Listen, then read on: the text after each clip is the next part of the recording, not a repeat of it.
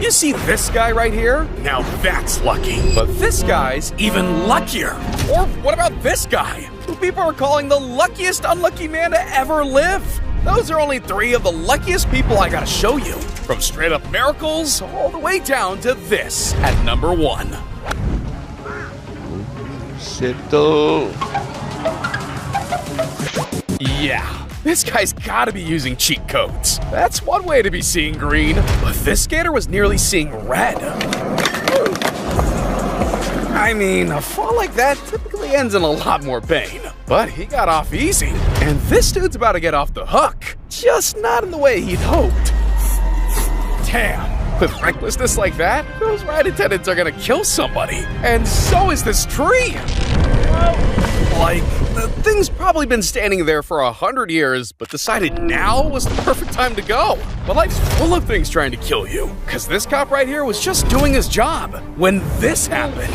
Holy, I know he signed up to protect and serve, but that surely wasn't part of the job description. And neither was dodging drones for this skier. See, during the 2015 Alpine Ski World Cup, Marcel Hirscher was almost wiped out when a TV drone fell out of the sky just inches behind him.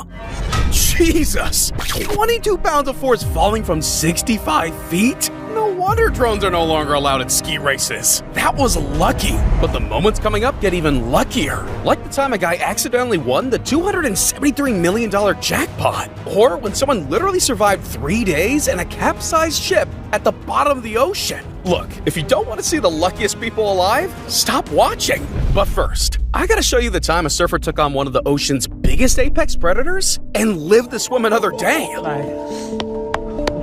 See, at the 2015 J-Bay Open, Nick Fanning faced an entirely new challenge, a great white shark. Like, the shark just came, like, my board was sideways and the shark just came like that. And it was, like, right there. Seriously, the dude managed to fight off the thing and be brought back to safety without so much as a scratch. How alone did you feel right at that point? Oh, so alone. It was like, this is me or it, pretty much. Damn! Nick really looked death in the face and swam away from it all on live TV? What a legend! And if we're talking legends, we gotta mention professional motorcycle racer Joan Mir, because he was racing down the track at 200 miles per hour when he took a tumble and pulled this off. Bro just slid 200 feet and walked away as though nothing had ever happened. Man, he's just lucky he didn't lose his footing. And since we're on the topic of losing things, imagine losing your engagement ring while gardening and finding it 13 years later. See, back in 2004, Mary Grams was doing some yard work on her family farm. But when she looked down to pull her next weed, she realized her diamond engagement ring was missing from her finger. Started looking, I crawled my hands and knees, but I got nowhere, and I don't know, I tried this for how many days? Eventually, Mary had accepted the fact that she had lost her ring forever. But this turned out to be untrue. Because 13 years later, in 2017, Mary's daughter-in-law was digging through the very same garden when she unearthed something special. In the most ridiculous place you can imagine. Somehow the carrot had grown around the ring, shocking the 84-year-old who thought she had seen it all. Okay, that gives a whole new meaning to 24-karat gold.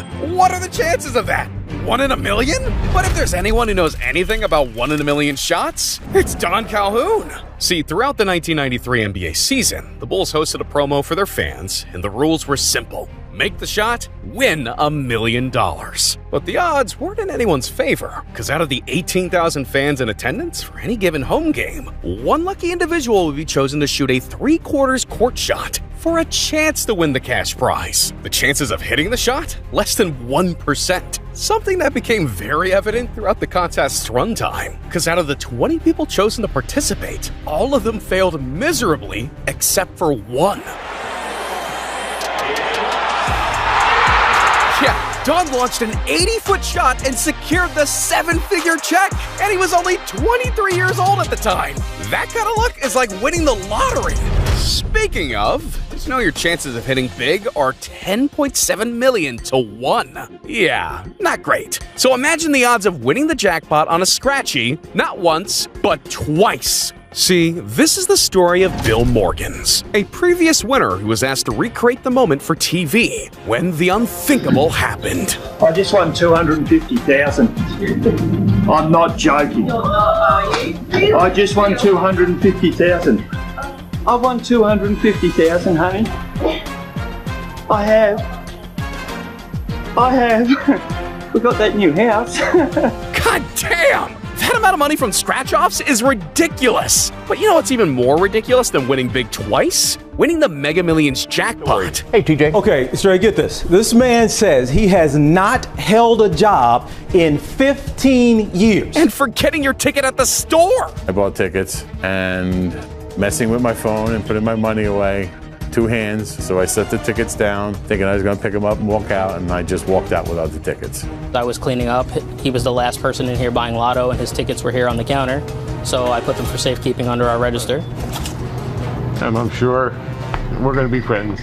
Damn, that's not your average story right there. And neither is Sydney Thomas's, because what happened to this truck driver not only cost her career, it nearly cost her life. Back in 2024, Sydney was driving her semi-truck over the Clark Memorial Bridge when out of nowhere, the unthinkable happened. A pickup truck swerved into her lane, causing a collision that drove her truck straight off the bridge at 45 miles per hour. In that moment, Sydney's life was hanging by a thread, because the only thing holding her in place was a bridge beam that had gotten caught on the back of the truck. He hit me, and once he hit me, he took my suspension out, which meant that I can't, it didn't matter which way I turned the wheel. The truck was gonna go whatever direction it wanted to go. From that point on, Sydney was trapped inside the 18-wheeler, 100 feet above the river, completely motionless, hoping that if she stayed still, the truck would remain wedged in place. And if that wasn't the case, and she somehow did survive the fall, she didn't know how to swim. I was like, I can't believe this, that I'm really hanging over the river. I was in shock. I was like, this is crazy. Sydney's only hope was to wait for someone to pull her out of the truck. And wait she did, because for the next 45 harrowing minutes, she remained frozen until help arrived. Suddenly, Louisville firefighter Bryce Carden appeared, suspended in the air next to her window. To this day, Sydney swears she'll never drive across the Clark Memorial Bridge again. But look, unlike Sydney, there are some people that are asking to die. And quick disclaimer, this was performed by professionals in a controlled environment. See, in 2012, professional base jumper and surgeon Richard Hendrickson meticulously planned an aerobatic jump from the edge of a cliff in Norway. He had scouted the location and checked the gear. Everything seemed perfect. But when it came time to actually make the jump, disaster struck. Because while performing the stunt, the high bar snapped, flinging him headfirst over the edge, 1,200 meters above the ground. Woo! God damn! Yeah, not only did he narrowly avoid colliding with the rocks by mere centimeters, but he also managed to open his chute just in time. As for Richards, he was back to base jumping just 2 weeks later. If that isn't bravery, then I don't know what is. But I'd trade all that bravery just to have zero fall damage like this skier.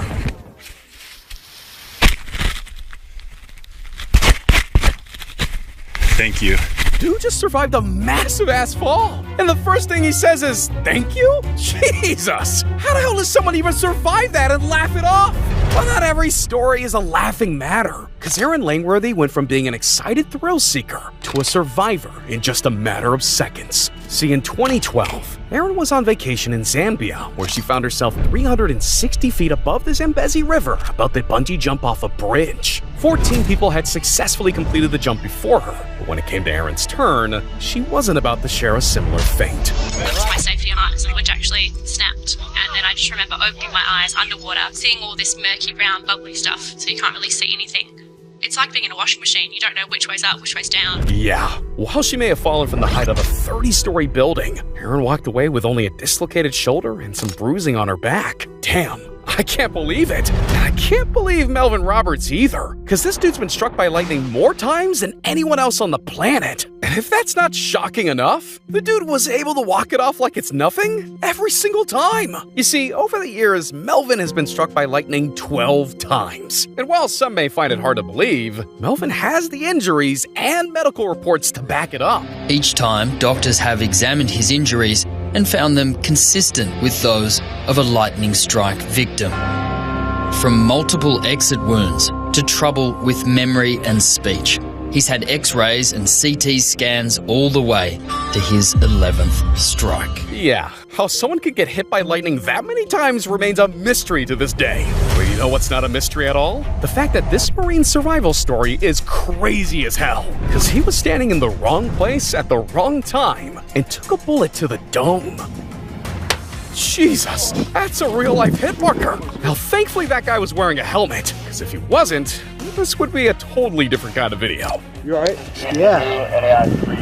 My ears are ringing. Man, screw the military. I'm just happy the guy's alive. But this next person's living it up too much. Cause my man Pitak Ranksama just crashed his Lamborghini moments before this video was taken and can be seen joking about it on the phone. See, on a rainy September evening in 2014, he was speeding along the highway at 93 miles per hour when he lost control, sending his car off the road and into a tree. The result? His car literally split in two. But the crazy thing is, it was only once he stepped out of his vehicle did he realize it was cut clean in half. And if you thought things gonna get crazier, when the paramedics arrived on the scene, they found him talking on the phone with his insurance company. Yeah.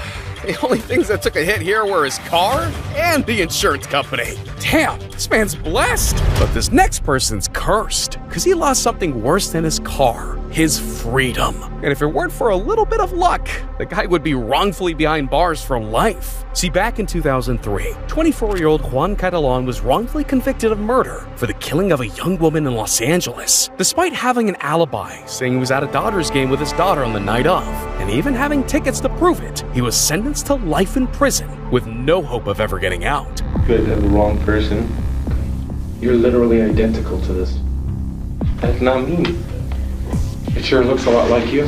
That's not me. As far as the police were concerned, Juan was guilty. And for the next 6 months, he'd spend his days on death row. But his lawyer wasn't ready to back down just yet. He carefully combed through hours and hours of footage from the Dodgers game, hoping to find Juan in the crowd and prove he was actually there. While he didn't have any luck at that, he did discover something that would break the case wide open. By pure happenstance, comedian Larry David, the man who created Seinfeld, was filming an episode of his hit show Curb Your Enthusiasm that night. An even bigger coincidence, of the 58,000 seats, filming took place right alongside where Juan was sitting. And on probably the fifth tape, I think it was, Juan walked right into the camera shot, and the rest is history, as they say. Yeah, out of the 58,000 people at the game that day, there Juan was, just feet away from Larry David as he walked up the aisle. This not only placed him exactly where he said he was, but it also served as irrefutable evidence. Just 5 days later, the judge dismissed the case and dropped all charges against him. Eventually, the real criminal was found, and Juan was awarded $320,000 for being wrongfully accused. $320K for almost ruining someone's life? Now that's just sad. But this next guy's just lucky. Meet Ron Hunt, also known as Miracle Man, for surviving one of the worst construction accidents ever. See, in 2003, Ron was working on top of a ladder, drilling something overhead, when tragedy struck. The whole hog hit the ground first, its bit aimed upward. And then when I hit the ground, there was this horrible crunch. It disintegrated the side. Yeah, Ron landed face first onto an 18-inch long drill bit, pretty much the definition of worst-case scenario. With the drill still in his head, Ron was airlifted to the hospital where he was rushed to surgery. It was there that x-rays and scans revealed a miracle. The drill had somehow gone through his eye socket and pushed his brain to the side rather than through it. Ron was literally millimeters away from death. Damn, now that's crazy. Some people's stories go completely off the deep end. Like there's a man who survived 3 days in a capsized ship at the bottom of the ocean. Yeah, this is Harrison Okene, and he's the luckiest unlucky man to ever live. See, in 2013, Okene was working as a cook aboard the Jaskin 4 tugboat when all of a sudden, a giant wave hit the side of the ship and capsized it, causing the entire vessel to sink 100 feet below the frozen depths of the Atlantic. When I was in the toilet, then I saw a wave on the vessel. And suddenly, I heard a voice saying, which is the bosun saying, the vessel is about to capsize, the vessel is about to capsize. And the next thing I saw was the vessel that went upside down. After struggling to open a jammed door while water filled the ship, Harrison eventually found himself trapped in a pitch-black, 4-foot bubble of breathable air, where he would remain for 2.5 days, with limited food and even less oxygen. When I was right there in the water, when I have access to nothing, right down inside the water, I thought of my family, thought of my mom, my brothers, my wife. I have access to none of them, no way to get to them. And I was right in the water and I know I'm going to die. And that's not the craziest part, because after 62 helpless hours, he was able to signal South African rescue divers who ultimately saved his life. While none of the other 11 crewmates unfortunately survived the tragedy, I'm sure the odds were stacked against there being even one. Damn, now that's crazy. But look, while surviving 3 days underwater isn't officially a world record, accidentally falling off a cliff is. Yeah, and that's just one of them. There's a whole lot more where that came from, like the world's highest high dive or kayaking down a waterfall. Look, if you want to hear more, you need to click on this video right here, because these world records will never be broken.